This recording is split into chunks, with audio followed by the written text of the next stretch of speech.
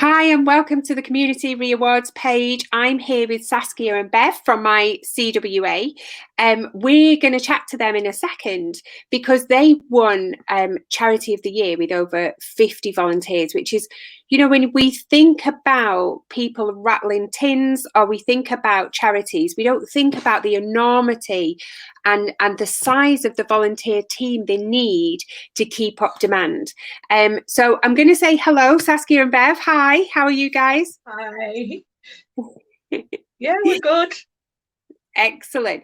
I'm talking about the demand that it takes. Now, I know because I was lucky enough to chat to you guys on the night and talk about the nominations in your category. I obviously know a lot about the work that you guys do, but also how much extra work you've had during COVID. Just tell us a little bit about that. Yeah, I mean, it's been massive, the extra demand as a result of COVID. I think people are aware from national news and national statistics that numbers have gone through the roof. And that's been no less true for us here in Cheshire. We've had, I would say, 25% increase overall, but there's been a 40% increase in high risk cases, which is those that are at serious risk of harm or death. So, and we've lost some clients. People's mental health problems have really escalated. I think it's fair to say this is the busiest we've ever been in our history. So yeah, it's been incredibly busy, and all the team have been working really hard. So it was just amazing to get recognition through the awards. To get that acknowledgement of all that hard work, I think just really helped and made everybody have something to celebrate. Yeah, and I think just for those who don't know, MyCWA really supports domestic violence and people who suffer from domestic violence, and I've done some work with you guys myself, and I know that's not just the person involved in the domestic violence, that's also the children of that household, that can also be the perpetrator. You really work hard to bring that whole solution. And so, when you guys got it, we were so chuffed for you all because we know that you've really been up against it during COVID. So we were really, really pleased for you. There was like a real air of celebration, wasn't there, that night? It was fabulous. Yeah. It really was. I mean, I was there and accepted the award on behalf of the charity and the volunteers, and it was an amazing atmosphere, and we're incredibly proud to have our achievements recognised in this way. And I was watching on Facebook Live and sending a million comments all the time. And I think that was the nice thing, wasn't it, about it, that, okay, we had like this little community online, but because it was going out live, we could see the comments, we could see what people were saying, the congratulations that were coming through. And I think people don't realize, I think a lot of people said to us after the fact, we didn't know these charities were out there. We didn't know how much work they were doing or what kind of work. Because I think sometimes if you look at the media or you look at TV, everybody thinks Cheshire's this nice little leafy suburb with we all go out for lunch every day, don't we, girls? I mean, that's just not the reality, is it? So it's really not. You're underpinning, people who really need it, and especially now, especially at the time of COVID, for sure. Yeah, I mean, we do have a beautiful area to live in, don't we, in Cheshire? We've got some gorgeous countryside, and yes, you may well have the Real Housewives at one end of the the financial scale, but the reality is that most of us in Cheshire are just ordinary people trying to get along, and we have everything in our communities the same as everywhere else does. So we do have people who are struggling and living in poverty, and we do have quite significant domestic abuse. By the end of this month, since the 1st of April last year, I think we will have worked with at least 2,000 adults and children over the course of the year, which is a huge number. You know, it's terrifying really to think how it happens in the community, and not everybody wants to or is confident to go straight to the police. And I think that's one of the things that we can offer, is that advice about what all your options are, and people do seem to really appreciate that. Yeah, absolutely. And I think that's the thing, is because when we think about domestic violence, we often think about, you know, a safe place for them to be, or we think about it's just women, or it's just, you know, people who haven't got financial advantage. And it isn't, because it goes across all walks of life. But also, B, I think to have that support and that network that you can reach out to and go, listen, this is what I think is happening to me, because often we don't always recognize the signs of what's happening at the beginning, do we? And then go, can you help? Or what can you help the kids? Can you know, what can we do? And I think to have that before the police get involved is absolutely, you know, it's a gift in our community for sure. Absolutely. And also that, like you say, and I think it's really important, Ashley, is that it's for anybody. So, you know, we know that there are more and more men being victims of domestic abuse, and that's something that we can help with, and we can offer refuge accommodation to male victims as well. And we work with female perpetrators. I mean, literally, there's no area of domestic abuse where we can't offer support. If you are affected in any way by domestic abuse, even if it's a family member you're worried about, please do get in touch with us, because you know, we will do whatever we can to try to help you. And I think that's so important, you know, because I know my sister is a nurse, and she's a starting well nurse. So she looks at a lot of toddlers and checks, and she's often the first port of call where somebody says, I'm struggling, or, you know, she'll recognize the signs. And just to be able to say, have you thought of ringing, you know, these, or have you thought of getting in touch with MyCWA, is a really important part of her job, to know that her clients and patients have got that support. So, and like you say, the fact that you know, it's every area of domestic violence that you help and support is just amazing. So Saskia and Bev, tell us where you get your funding from, because, you know, obviously you've got staff, I know you've got a huge amount of volunteer, but where do you get your funding from?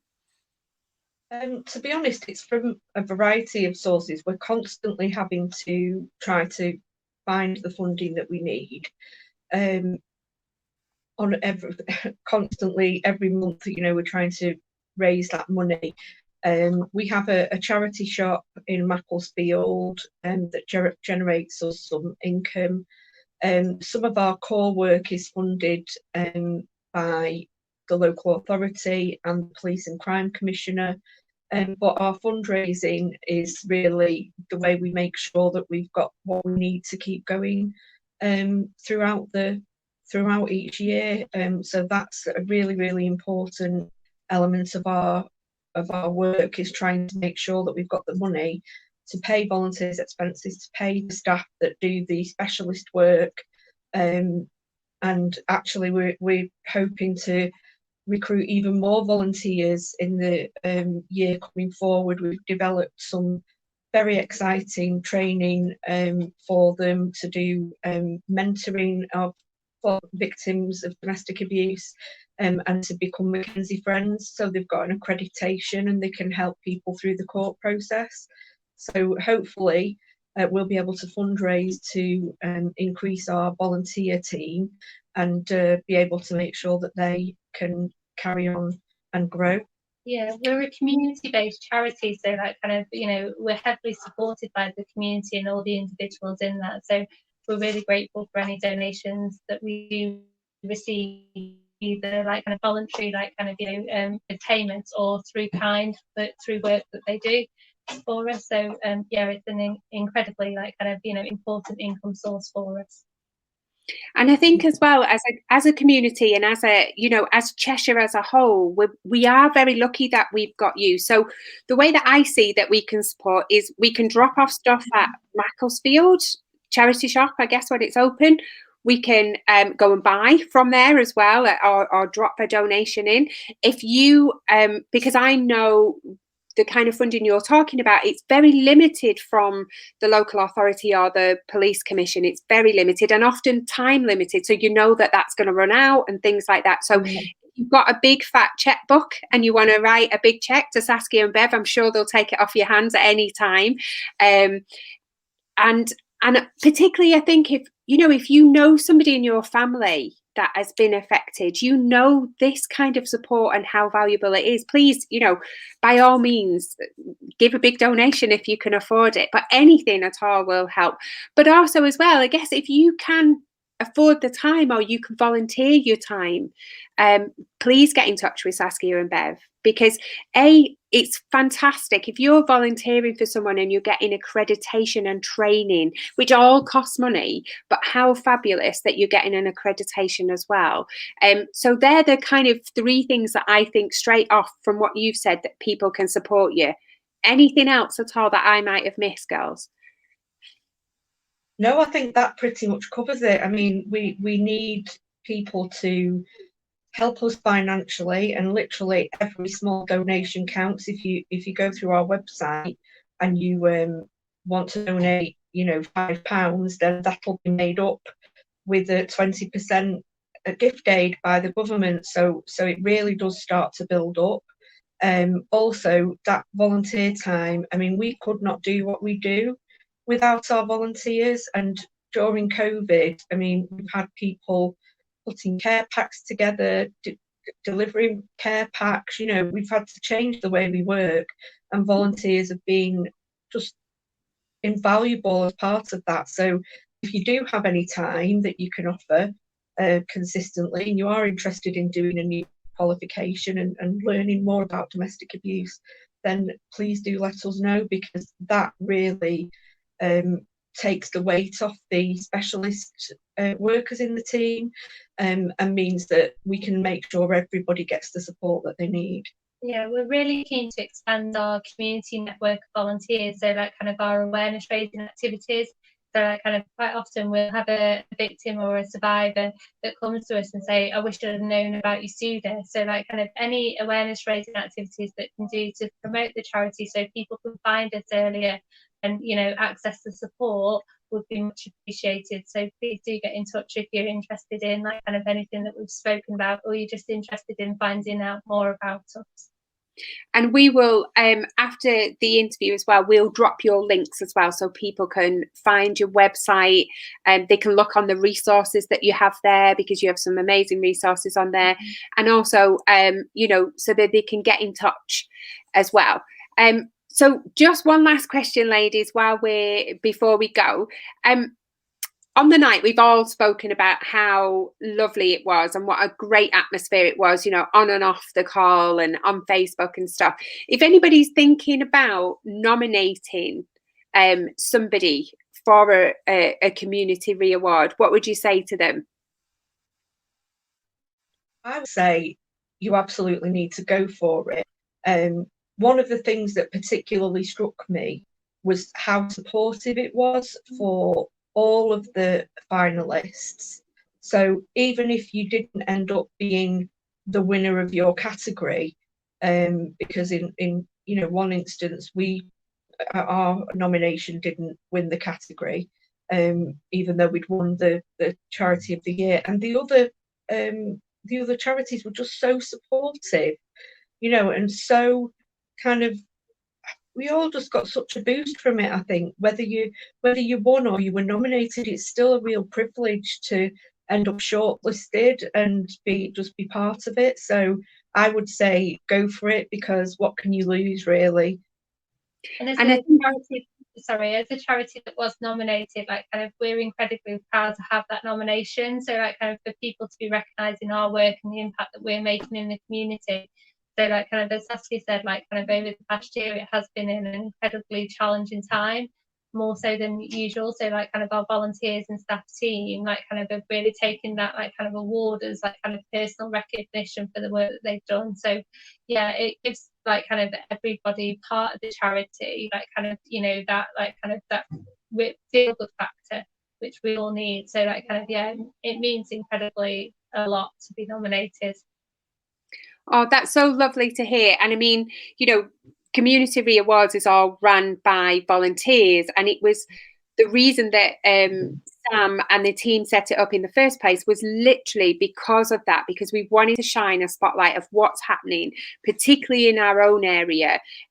But just to hear, you know, you guys know that you've got a bit of a morale boost, because all right, when it was first set up, we never even heard of COVID, did we? So, but we, particularly now during lockdown and stuff, we really do want to shine a light and say thank you to all you guys for what you do for our area, but also for all your volunteers, for all the time that they put in. So, yeah, really pleased that you felt that way, and really felt like the support of the night as well really came together. So thank you very much, Saskia and Bev. We will drop you we'll drop your link so everyone can get the checkbooks out, get dropping at the Macclesfield shop, you know, and get on the website and have a look at what resources are there. So thank you very much for today. We really appreciate it, and keep up the good work. Honestly, it's such a gift for the community that we have in Cheshire. Thanks, Ashley. Thank you. Take care, girls. Bye.